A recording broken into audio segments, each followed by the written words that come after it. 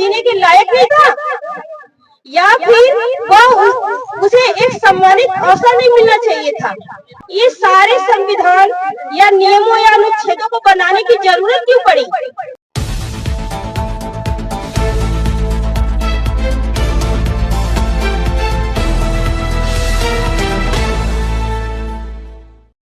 आज हम सभी संविधान दिवस को मनाने के लिए उपस्थित हुए हैं।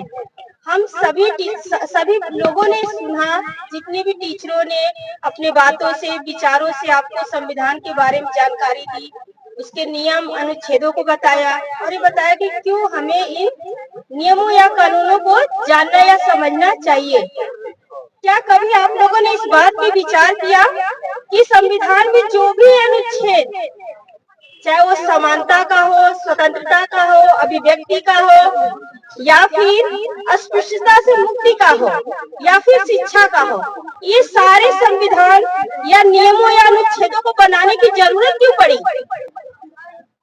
कभी इस बारे में सोचा है कि हम जो भी अनुच्छेद पढ़ते हैं, जो भी विधान पढ़ते हैं, या जो भी कानून की हम बात करते हैं, इसकी हमको हमारे संविधान में जरूरत क्यों पड़ी? क्यों बाबा डॉक्टर भीमराव अम्बेडकर को इन चीजों को बनाना चाहिए था? क्या मानव जब इस धरती पे पैदा हुआ तो क्या वह एक गरिमामय जीवन जीने के लायक नहीं था, या फिर वह उसे एक सम्मानित अवसर नहीं मिलना चाहिए था? जरूरत और कारणों को जरूर जानना चाहिए।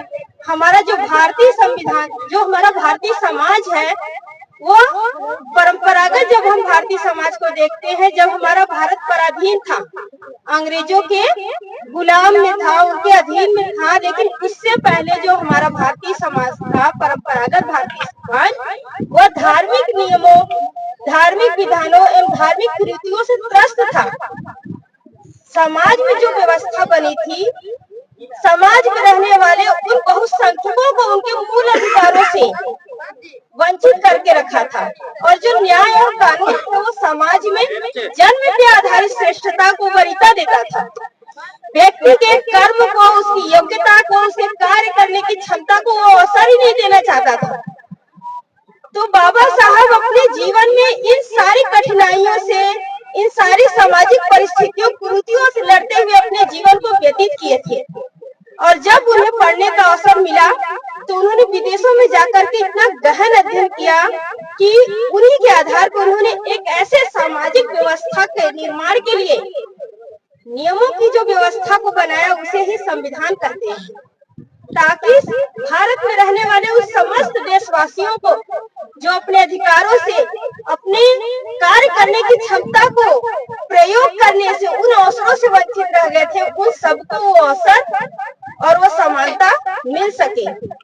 उस समाज में जो जहाँ महिलाएं थी, बच्चे थे और बहुत सारे ऐसे, जब पुरुषों को भी पढ़ने का अधिकार नहीं था तो महिलाओं के बारे में हम सोच भी नहीं सकते थे। लेकिन भारतीय संविधान ने एक ऐसे समाज, एक आधुनिक समाज, एक आधुनिक भारत के निर्माण में अपना महत्वपूर्ण योगदान दिया। और मैं आप लोगों से बस एक विनती और रिक्वेस्ट करना चाहती हूँ कि जब उन सामाजिक कुरीतियों, उन प्रथाओं के बीच बाबा साहब को पढ़ने का अवसर मिला तो उन्होंने उसका पूरा उपयोग करके अपनी एक पहचान बनाई विश्व स्तर में, और ऐसी पढ़ाई की और उसी शिक्षा के माध्यम से आप इस प्रांगण में, चाहे किसी भी जाति के हो, धर्म के हो, लिंग के हो, वंश के आधार पे हो, आप सभी समानता के साथ इसी जमीन पे एक साथ बैठे नजर आ रहे हो। तो आप लोगों को अगर शिक्षा का अवसर मिला है तो आप इतना गहन अध्ययन करिए, इतना अपनी समझ को डेवलप करिए, विकसित करिए कि आप भी अपने समाज में, अपने गांव में, अपने परिवार में, अपने माता पिता के बीच अपनी एक नई पहचान के साथ जी सके। तभी शायद कहीं न कहीं हमारा भारतीय जो संविधान है, इसकी सार्थकता नजर आएगी हमें। जैसे एक वृक्ष होता है और उसकी जड़ें जो होती हैं, वो जड़ों की सारी नमी को, सारी ऊर्जा को पेड़ की हर डाली से लेकर उसके पत्ते तक को बराबर एनर्जी या ऊर्जा प्रदान करती है। वैसे ही हमारा जो बाबा साहब के द्वारा जो रचित संविधान है, वो देश के प्रत्येक नागरिक को ऊर्जा, अवसर, समानता और कर्म करने की प्रेरणा देता है। इन सभी बातों के साथ मैं अपने शब्दों को विराम देना चाहूंगी। बहुत बहुत धन्यवाद।